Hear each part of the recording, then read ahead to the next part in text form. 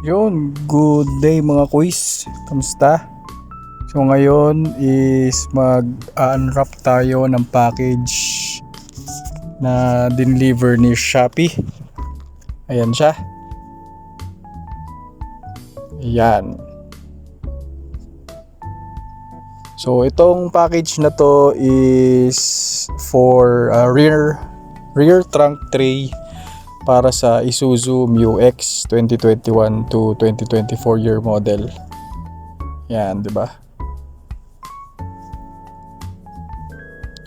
So ngayon, i-unpack na natin yung item. And in order to ni Mrs. from Shopee, ilalagay ko lang yung link sa description kung saan mismo in order ni Mrs. Siyempre ako yung nag-search at siya yung nag-order. Yan, binilog siya no para magkasya. Yan. So yung material niya, hindi ko sure kung rubber siya.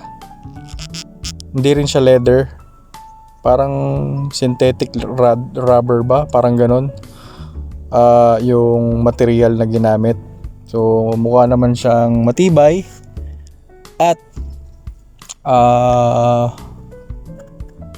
waterproof. Madaling linisin. Siyempre, yun naman yung kailangan natin. Madaling linisin. Para sa mga ganitong carpet or tray. Yan. So siguro yung susunod na video i-upload ko para sa kung paano i-install to. Actually madali lang, siguro hindi aabot ng ganung katagal. So yan na siya. Thanks for watching. Please like and subscribe. Bye bye.